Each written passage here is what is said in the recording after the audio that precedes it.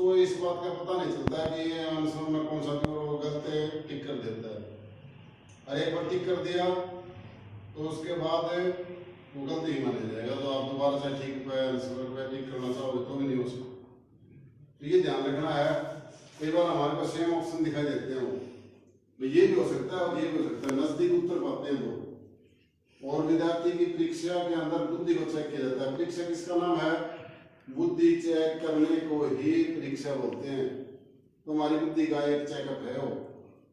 इसलिए हमें ध्यान रखना पड़ेगा कि 4 ऑप्शन में से 2 ऑप्शन तो बिल्कुल डिफरेंट पाएंगे और 2 ऑप्शन बिल्कुल क्लोजेस्ट पाएंगे और विद्यार्थी उसी में उलझ जाता है। ये ध्यान रखना है। दूसरी बात, 2 बार जो टिक करेगा वो गलत माना जाएगा। 4 ऑप्शन में से हमें एक ही चुनना है। तो क्यों ना हम नजदीकी जो ऑप्शन है उसके ऊपर ज्यादा फोकस करें और 4 आंसरों में से 2 बिल्कुल डिफरेंट वालों को तो छोड़ ही देना है। कहने का मतलब ये जो नजदीकी नहीं है। तो इस प्रकार का जो विद्यार्थी गलती करवा, एग्जामिनर सोचता है विद्यार्थी गलती कहाँ करेगा, वो आपसे गलती करवाने की कोशिश कर रहे हैं और आपको इस पर ध्यान देना है।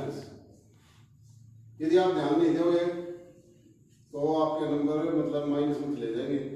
आजकल तो कई जगह टेस्ट दिए हैं आपने और भी दिए हैं, उनमें भी क्या होता है, नेगेटिव मार्किंग होती है। नेगेटिव मार्किंग आपके 2-3% हो गए तो 1% आपका ठीक होएगा, उसमें से भी नंबर कट जाएंगे, कम हो जाएंगे। तो इसका मतलब क्या होगा, हम माइनस में गए फेल हो जाएंगे। तो ये हमारे से गलती ना हो, इसमें सुधार हो, इसलिए वो बार बार दे रहे हैं। हेड ऑफिसर वगैरह परीक्षा पर चर्चा की जाए, विद्यार्थियों को इसके बारे में बताया जाए और वो गलती कम से कम हो। तो ये सारी सिचुएशन